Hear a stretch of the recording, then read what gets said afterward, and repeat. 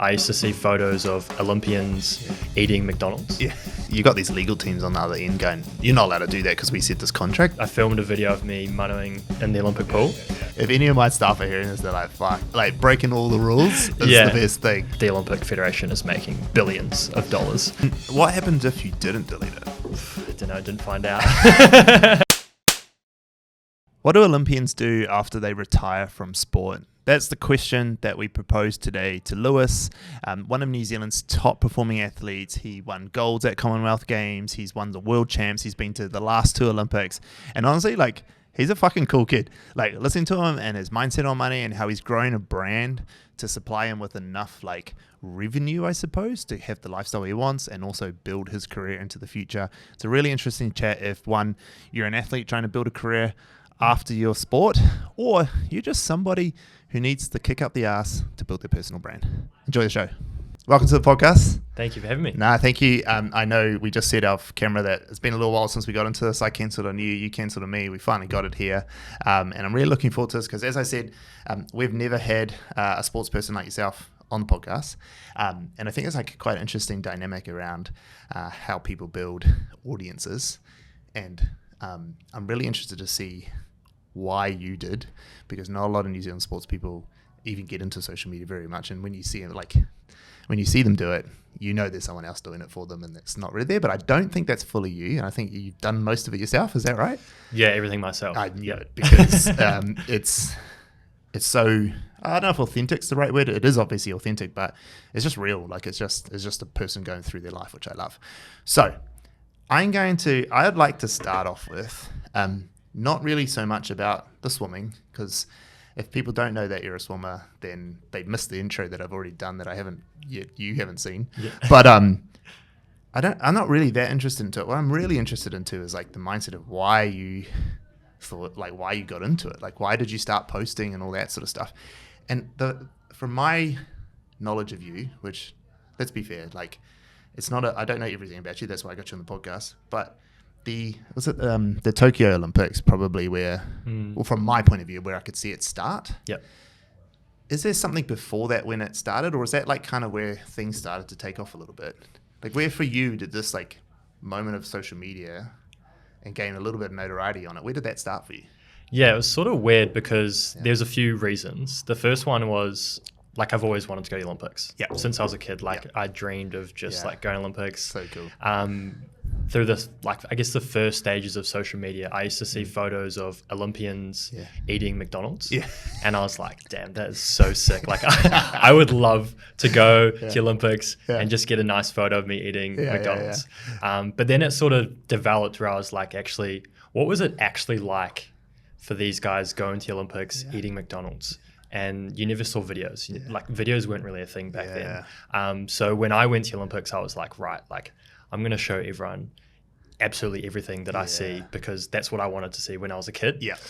So I was just showing, I guess, this audience what I really wanted to see as a kid. And I was sort of like before, like I was early on the scene that this is for TikTok. Yeah. Like TikTok had only just sort of really come around in 2021, I guess. Yeah. And I was actually breaking every rule in the book. So when you go to Olympics, there's all these commercial rules and like you can't be a broadcaster or anything like that. So a lot of my videos were actually flagged for like commercial whatever. So I had to delete a lot of them or just not post as many as I would have liked. So for example, I claimed to be the first person to manu at the Olympics, and I filmed a video of me manuing in the Olympic pool and got a message, got to delete this. Really? And so I was like, oh, how can I get around this? So anyway, I went through the video and I was like, screenshot, drag forward a little bit, screenshot. So when I posted the video, it was sort of like a time lapse of like me manuing in the pool. That's so good.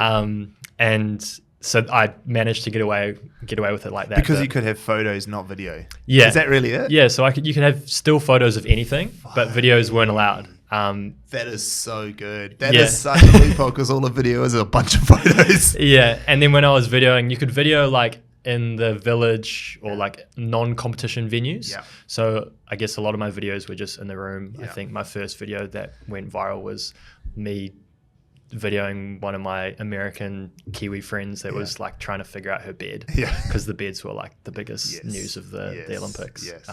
So that was like my first reason of doing social media. And the second one sort of warped throughout the years of like, actually, if I want to be able to be an athlete full time, I can't just rely on the money I get from, you know, I guess it's called like your excellence grant from swimming. So whatever money that is, it's not going to fill my bucket to be able to actually do this job fully. So I needed another avenue to actually make money, get my name out there. So I'm a big guy. I'm a yes man. So I say yes to every media opportunity I can, just because I know that that's another opportunity that I'm going to get people's eyes on me. And so that was sort of how my two reasons why I actually went on social media and started sharing my life. I love it. I love that's so good. There's so much to unpack there. It cracks me up about the rules around it. And like, I just want to, like, for people who are listening, to get some clarification on that, like, is that around the Olympics not being like this professional environment? Is that what it's for? Like, why can't you do the video stuff? Like, why was that banned? I think because companies and broadcasters pay so much to get the rights to like, I guess, showcase the Olympics in their country. And for example, Sky Sport, like, they're the ones that pay all the money for New Zealand. And they don't want me cutting their lunch. Got it. And what happens if you didn't delete it? I don't know, didn't find out. Because that's an interesting conversation, right? Like, is it that, like, does Sky pay you? Or does Sky pay New Zealand Sport that pays you? Like, so, I guess, well, they pay New Zealand Olympic Committee for the rights, I'm guessing. Got it. I'm not 100% sure on the commercial sort of side of things. But, they pay NZ, the New Zealand Olympic Committee, and then we're there on behalf of the Olympic Committee. The Olympic Committee don't pay us. You don't get any money for going to the Olympics. But they, I guess, pay for you to get over there. Pay for you to get over there, pay for your costs and stuff. Interesting. It's an interesting thing, because it's like, for me, that sort of stuff, you doing that could have been a massive viral moment for Sky Sport themselves. They could have just lent into it with you. And I always find that, like, you got these legal teams on the other end going, you're not allowed to do that because we said this contract. But actually, like, the first person to Manu in Olympic pool is such a funny Kiwi moment. Sky Sport could have blown that up. Like, did you actually end up, like, outside of your socials, was there anything in media that played into that? Did you see, was there much that played out in the media around you doing that from a positive perspective? Yeah, for sure. Manu, like, the Manu thing was like, I didn't see that. That's cool. Like the media definitely grabbed on hold of that.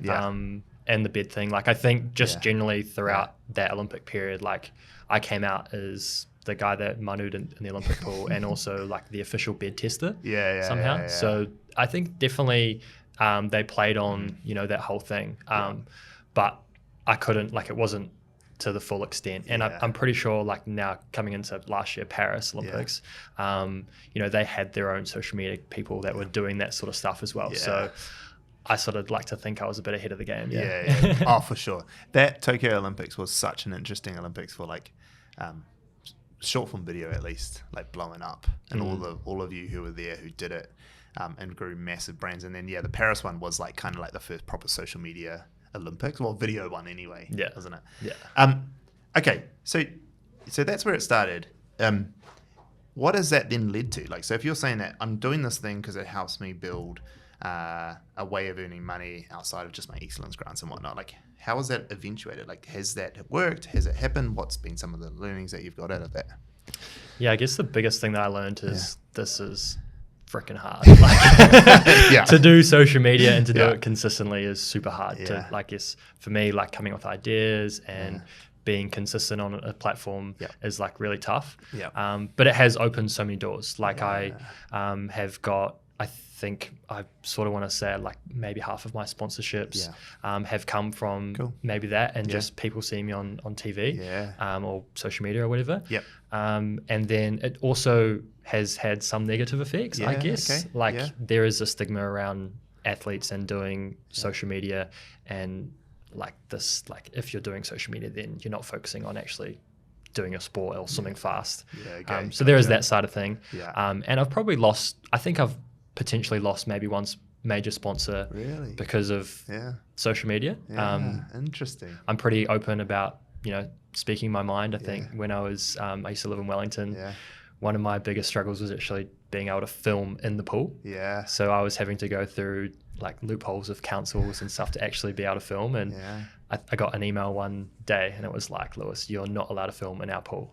Yeah. And for that week, every single day I posted a video because I was like, I don't give a crap. Like, I love this so much. You're like, if any of my staff are hearing this, they're like, fuck. Like, I love like breaking all the rules. It's the best thing. Okay, so why? Why would you do that? Like, because like, could they just stop you from swimming in their pool and then where are you going to swim? Like, I guess like I'm not swimming in a private pool, like it's a public pool. Yeah. So I guess they do have a bit of control. But I was sort of biting back at these rules. Like I've always been biting back at video rules, and like obviously I went to the Olympics, and that was a rule you couldn't film. So I was always trying to push the pedal to try move everything the way I wanted to move. And I was quite aggressive about it. Yeah. What happened? Well, I ended up leaving Wellington. I got on the plane. Yeah. So I got on the plane. Yeah. That's so. But funny. also, like I think I was able to move the rule book, and we went into Paris and we were allowed to film the Olympics. So there were so many people that were doing that, and I'm not sure if you saw the Muffin Man. Yeah. But what he was able to do throughout that we were only there for 2 weeks. We were racing for a week. Yeah. For 2 weeks. So I guess. Yeah, I was able to move the rule book. That's so good. I love that. Just like, I run into that a lot. I've always run into that thing a lot where like a rule's put in place for no real reason. Or there might have been a reason before, and there might have been like, say like in a pool, I guess understanding that there might be like some people who are in compromising positions, and you're often in bikinis or in short underwear or whatever. I get it, but like there are ways to solve for that. You can't just put a blanket. Like the rule's stupid. The rule was designed stupid in the first place, and I hate that sort of thing. It's just like, what was the rule intended to do? Well, it's intended to keep people safe online. Okay, well, cool. Well, I'll keep them safe online. I'll make sure that it's just me or whatever, right? And then so I'm all for that. For like, how do you tell people that your rules are stupid? And like, why are we actually here? Like, what's the intent behind them? Yeah, I love it. Like that, you just went up so many notches in my book for that story. That's so good. I fucking love that so much. I have a job next week. Yeah, 100%. Yeah. Get him a camera, put some headphones on him, let's get him going. Okay, so that's actually quite interesting. So you're able to then use that brand to bring on some sponsors. In your words, potentially about half of them potentially are with you because of the social media as well. And you potentially lost one because of the social media, so it's kind of a bit of a trade-off between it. Was that, with that social media, like for the people listening, where is your numbers at sitting now from a follower count across the different socials, roughly? So I think I'm at like 20,000 on Instagram. Yeah. I think 150,000 on TikTok. Yeah. Those are probably my main two. Main ones, eh? Yeah. And so you got about 170. So, and TikTok's been the biggest one. So it's not huge numbers in terms of the scale of what some people can do, but it's still big. It's still like bigger than the average of New Zealand. Let's put it that way. But you've been able to build pretty successful sponsorship. When you say that, like, you don't have to give me absolute dollar figures, but like when you say that it's been able to build that, like from a career perspective and like living, is that enough money like to live on? Or like where does that sort of sit in a range of living, like your living expenses and things? Does it cover it all? Yeah, so I essentially work on a basis of my money that I get from my swimming pays for my living expenses. Cool.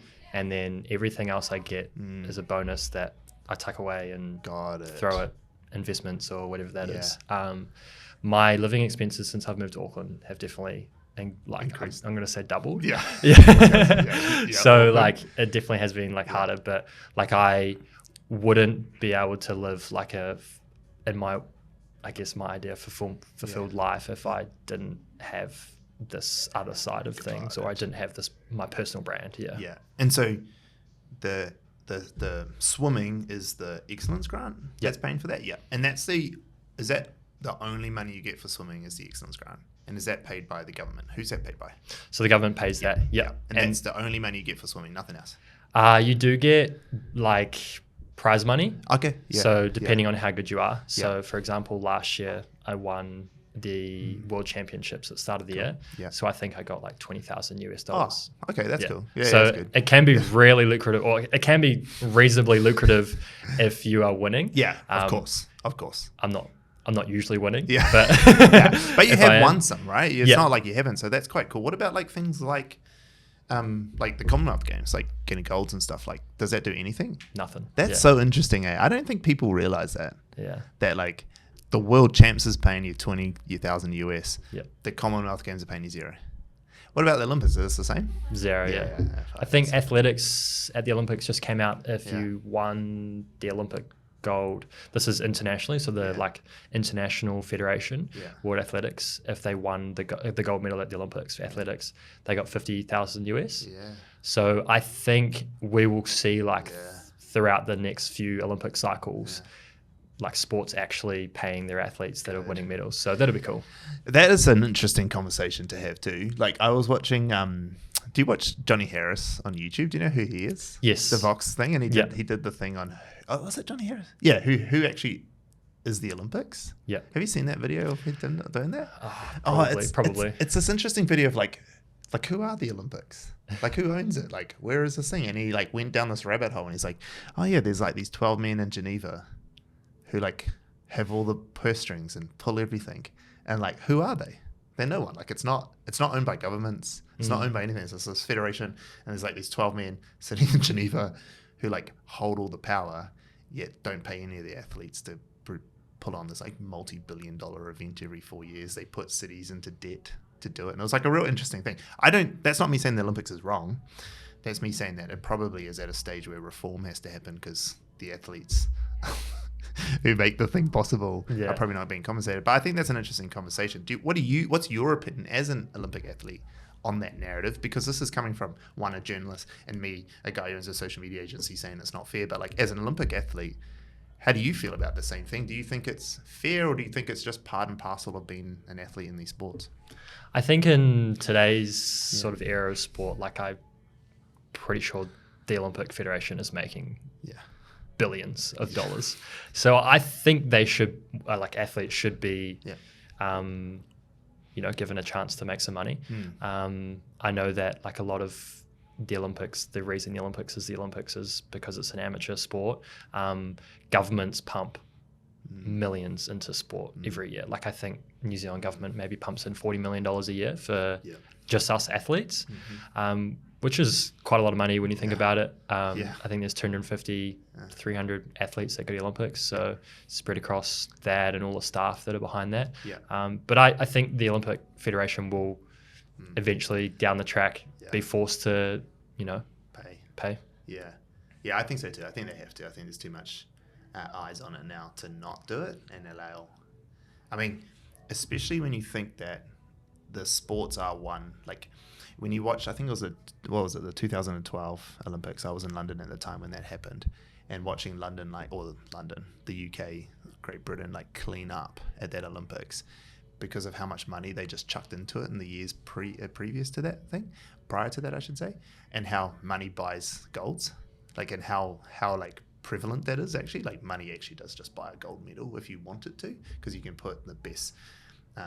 People don't have to focus on other things, right? They can just go out and swim all day long and do that sort of stuff, and like how it like perpetuates the better people because they can continue to hone their craft and have the best trainers and the best nutritionists and whatnot.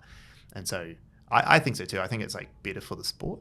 Like you rather than a few countries who've got all the best people because they've got the most money. If everyone can make a living out of it, there's something more there. It will. The problem I think is that you'll only start with the winners getting money, which just adds fuel to the fire. But I think that there probably has to be some way of like, how do this next like the up and comers, like how do they get people who have like natural talent to get to a place but then just need money to take them to the next level? It's probably like the real bit, especially for New Zealand sports people, right? Because like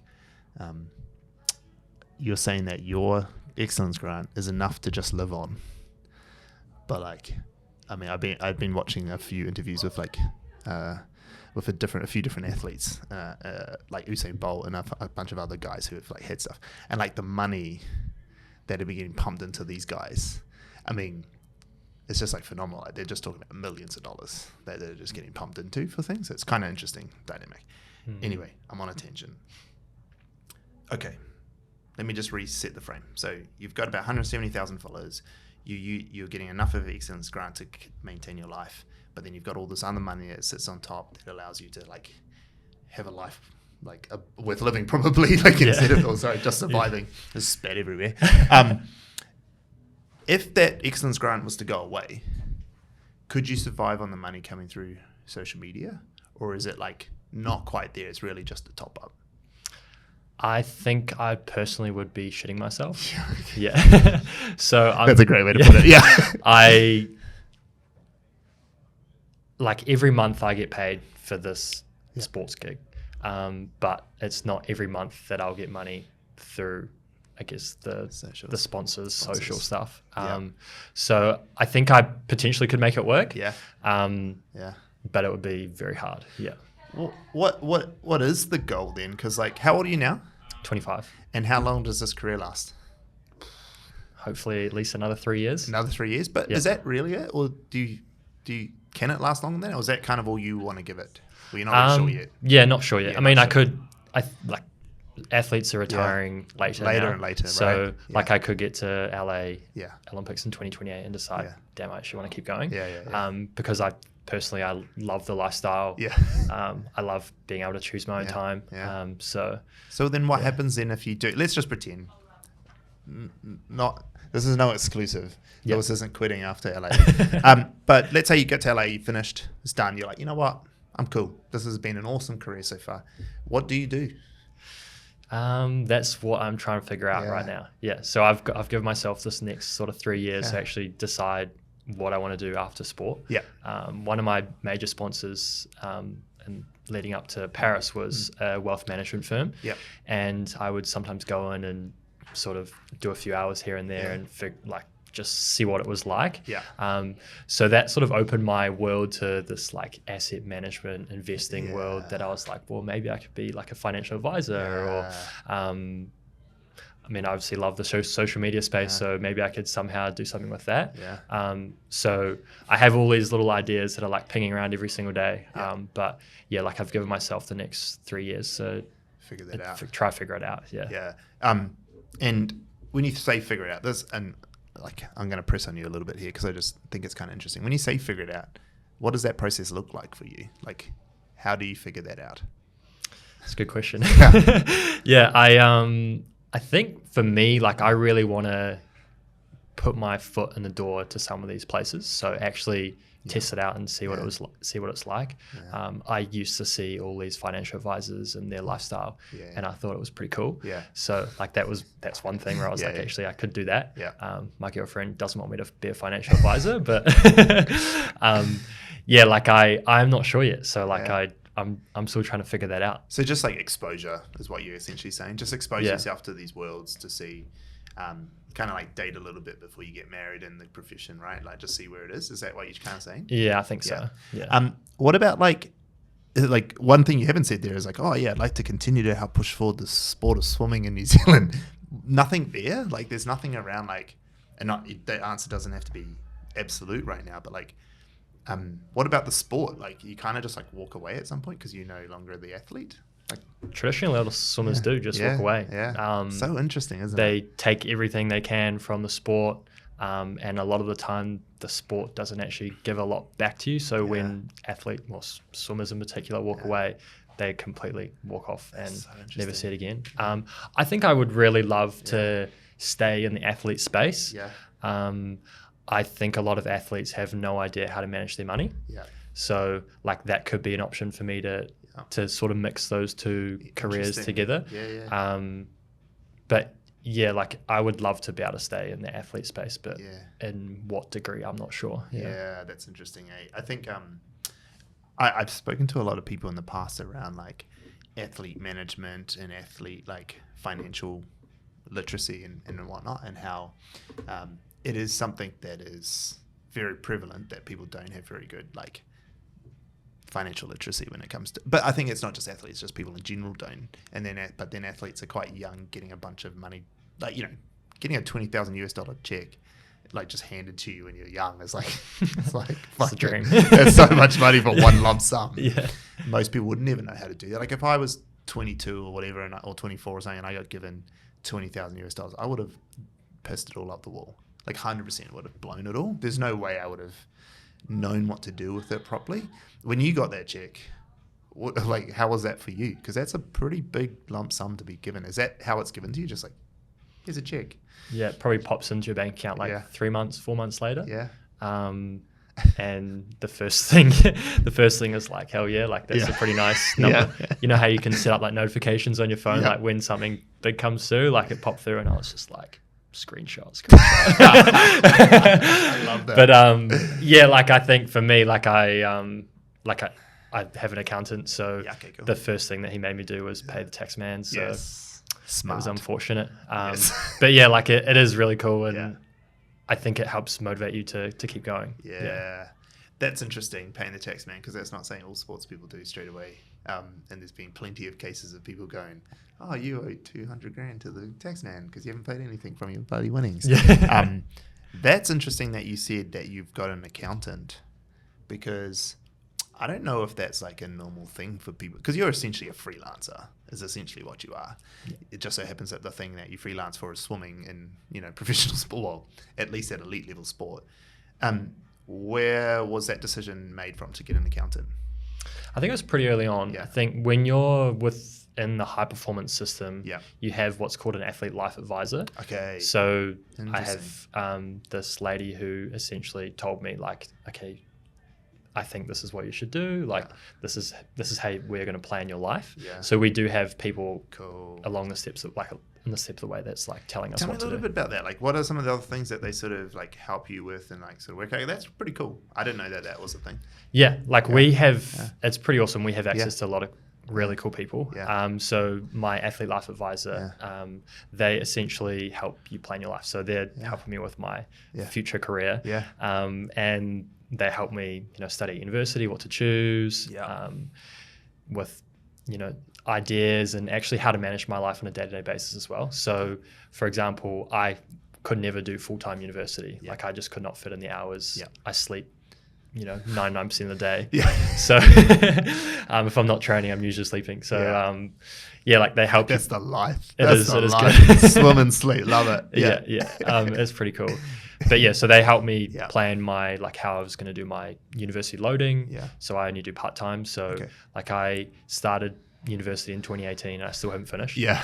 So they just help you with your day-to-day life, and it's That's really cool. Yeah. That's awesome. And that's just like sort of paid for by New Zealand Sport. Is that what it's done? Is that? Yeah. Looks So after you for get that. access to essentially these are all the people I have access to. I've got a psychologist, athlete life advisor. Amazing. I have a strength and Yeah. conditioning coach, Yeah. my swim coach. Yeah. And then we have, nutrition as well. Yeah. So there's heaps of people that you can. That's so cool. Yeah. That's actually fantastic. And I knew that there was lots of support around the New Zealand, just any athletes and people in general, but the life advisor one's kind of interesting one. I didn't know that was a thing that you guys had, which is all those services in themselves would cost stupid money for the regular person to have. So actually, on top of your excellence grant, you've also, if you think about, you have to pay for those as an elite athlete pretty much. You'd need a strength and conditioning coach. So so that's quite that's an awesome perk that you get. Okay. All right. So I'm going to go back to life after sport for a bit, and I know you're nowhere near that point now, but I think it's a real interesting conversation because all the sports people I have talked to in the past, not necessarily on a podcast, obviously this is the first time, but I've met in person, we got to know them, and I know a bunch of ex All Blacks and different things, or ex Warriors and whatnot, and they all have the same concern. All of them are fuck, what do I do after this life of sport, and what I do, and some of them have made really good money, but that really good money is not life-changing money that you could retire on. It's still this will run out one day, and they're all still trying to figure it out. Even I've met guys who are probably late 40s still going, I'm still trying to figure out what I'm going to do after sport. And it's well, you haven't played for 15 years, what do you mean trying to do that life after sport? And I've met a couple of them who have created businesses, multiple businesses, since still trying to figure it out. I guess like where I'm going with that line of questioning is, with you exposing yourself to all these other things, like how far and wide do you spread it? Like it seems like you're pretty dialed in on this financial space, or potentially in the social media space is like maybe a side thing. Do you think that you will expose yourself to any other things, or do you think it's more better for you to go deep into one or two? My door is like so wide open. Cool. Yeah. I like that. Like I sort of like the idea of those two and mixing them. Yeah. I don't see a lot of financial people. I know you can't legally give advice. Yeah. But I don't see a lot of those two mixing together. Yeah. But yeah, it is shit scary. Yeah. Like we essentially have 0 hours of work experience behind us. You know, we have life experience that I think is invaluable. But yeah, like we have no hours behind us. We could essentially go into a graduate role and be the same as, you know, the other graduates that are fresh 18 out of school sort of thing. So like it is scary and like, what do you think? You know, it isn't interesting, especially for Olympians or like, you know, like track or swimming or that sort of, those sorts of athletes in New Zealand, where it's not a week in, week out watch. You don't buy into a team. Like we watch you once every 4 years. And let's be honest, even the Commonwealth Games in New Zealand doesn't get the same attention that the Olympics does and things like that.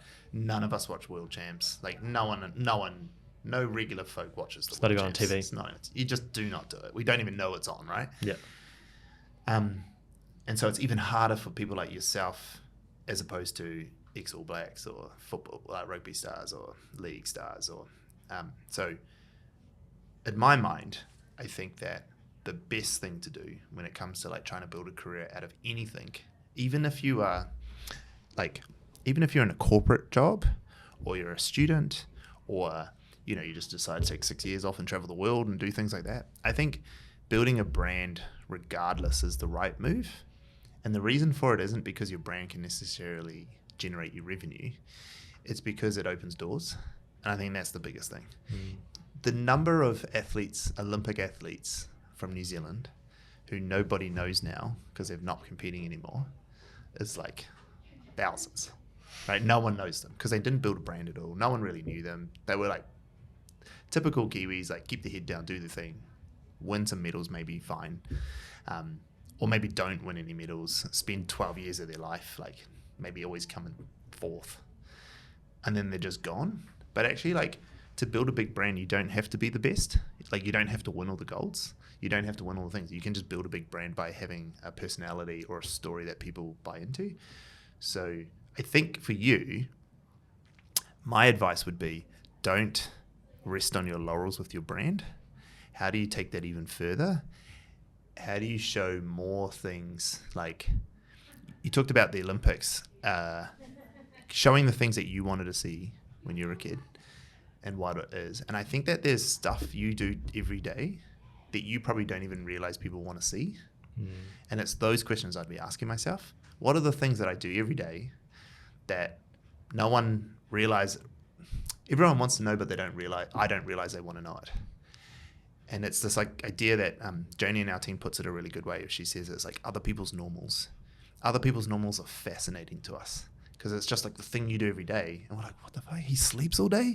He's like in bed 18 now. You know? But it's like, that's fascinating. Actually, you telling me that, like, actually, yeah, of course, like recovery is probably one of the biggest parts of your day because we all know, like, that's most of the prevailing science now is that actually the workout isn't the thing, it's the recovery from the workout is more important. I mean, it's why I bought this because I was really terrible at recovery. Yeah, exactly. It's why I was so bad at recovery. I was just like burning myself out and training. I was like, I gotta train harder, run more Ks or something. And it's like, no, you just need to sleep, you dickhead. Like you're.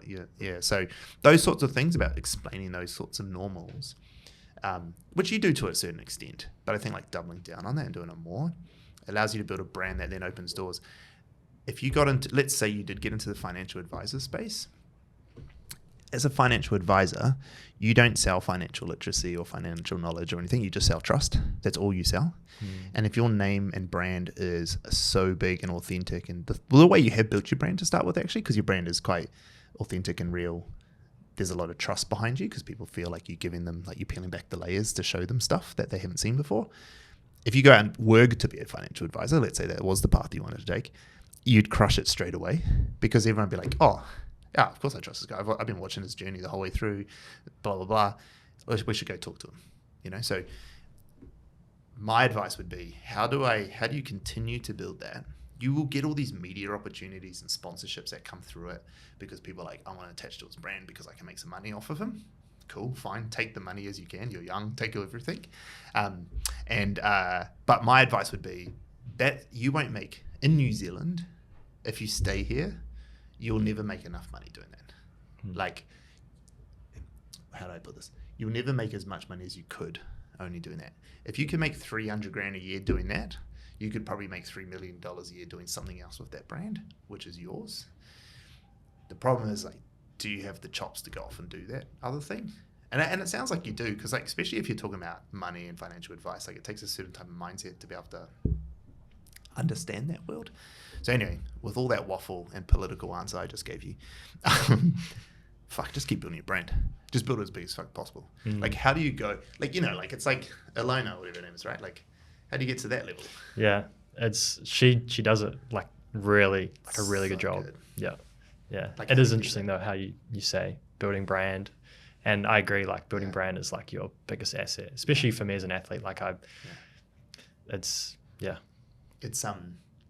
something that people do for a period of time, but they very rarely consistently always do it to the same level, and they use moments to grow, like the Olympics or World Champs or whatever. And those are cool, that's fine. I understand why they'll use those moments to do it.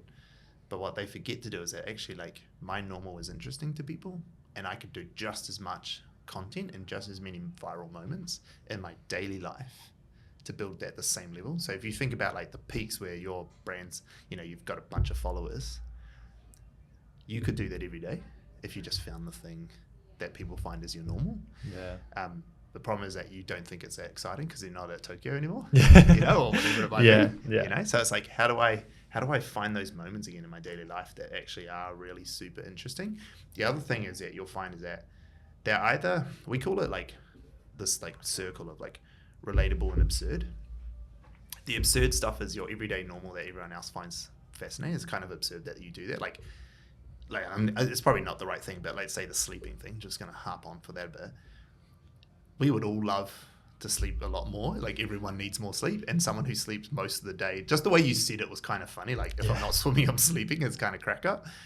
That's kind of absurd, right? That's quite absurd for people. Yeah. Why it's so good is because it's also very relatable.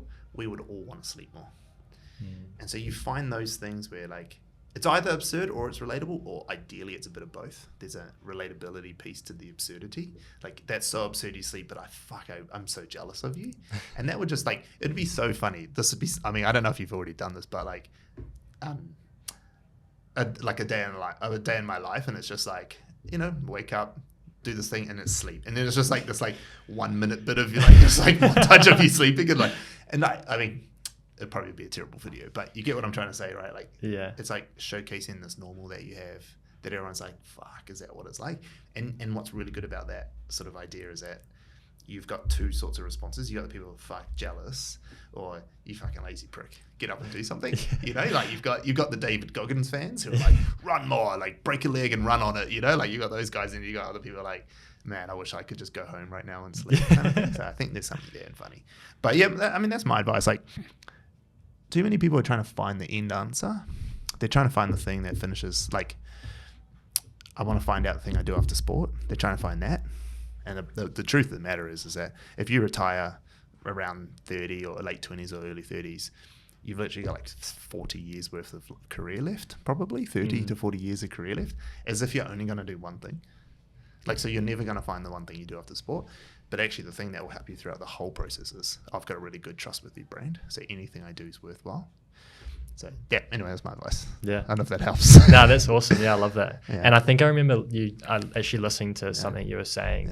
Yeah. You obviously worked in the hotel space and you came back to New Zealand and you had already saved enough money to live the rest of your life. And you were like, fuck it, like let's just try to do something cool, Yeah. because I know eventually I'll be able to live. So like I think that's one of the things that I sort of have to take into like for my own life is like I'm gonna finish sport.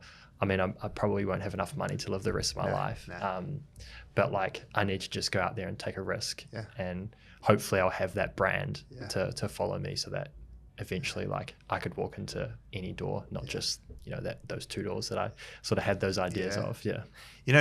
Just to clear the air there, if anyone wants to ask, I didn't have enough money to live the rest of my life, but what I did have is I had enough money to retire on, and so I had enough money put into my superannuation that when I hit 67 or whenever when I can pull it out, it would have compounded enough to retire on. The reason why that was important is that I am humble enough to go stack shelves at Countdown for the rest of my life, just to make sure I can put a roof over my head and my wife's head, right? I'm okay to do that. If that's what I had to do to get it done, fine. Knowing that by the time I'm 67 and I can pull out my super out of Australia, I'd be living comfortably, right?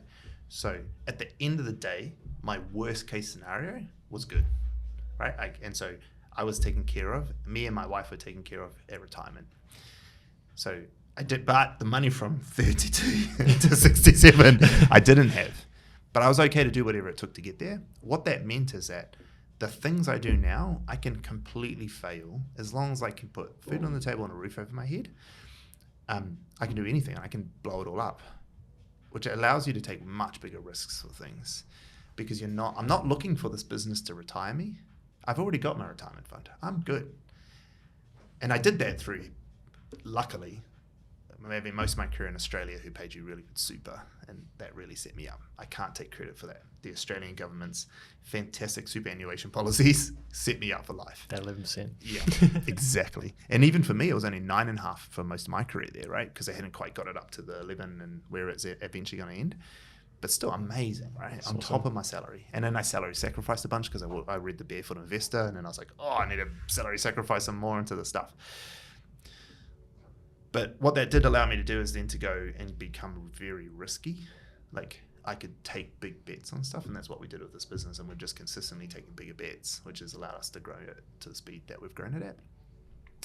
But I think where a lot of people don't, where they go wrong in this approach, one, they don't see, they're not ready to do the dirty work to keep themselves alive. Like they wouldn't just pack shelves at Woolworths to put a roof over their head. People are like, no, I'm too good for that.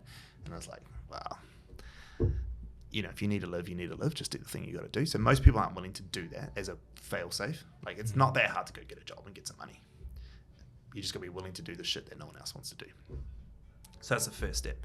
The second bit is, as they're going out and they're taking these big bets and risks, they're not actually building the most important thing, which is their brand, because it's the one thing they'll get to hold onto. And so that's why I always tell them, like I tell all my team, like build your personal brand. While you're here and you got a boss who's willing to let you do it during work hours, fucking build your personal brand, you dickhead. Like build it up, because that's the one thing that will never go with you. And if these businesses boom and bust and you fail a whole bunch of times, you won't actually lose your personal brand. Like it'll stay with you. People will know you, they'll see your story. And if you sell it the way that you want to sell it, you'll always be able to do the next thing. And eventually you'll land on something. And you might be 45 by the time it happens, but then boom, goes off. But at 45, like you're young as shit, like I'm 38 now, and I know like in 7 years, I'm not going to feel old. Like I might have a creaky bones or something like that. I've got them already, but mentally you're not old, right? I feel like you're only just getting started at that point. Yeah. So it's an interesting point, but I thought I'd better clarify. I wish I had enough money to live the rest of my life on.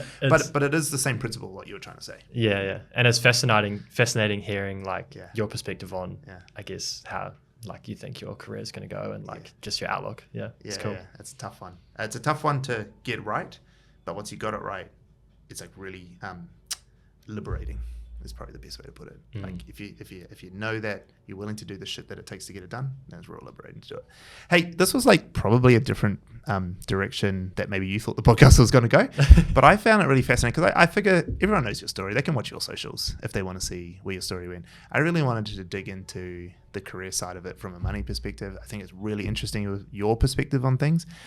I don't think that many sports people think the way you do about building brand, building it. I know there are a few in New Zealand who are doing it, and they're awesome too, and I'd love to talk to them as well about it, but the vast majority of them are not.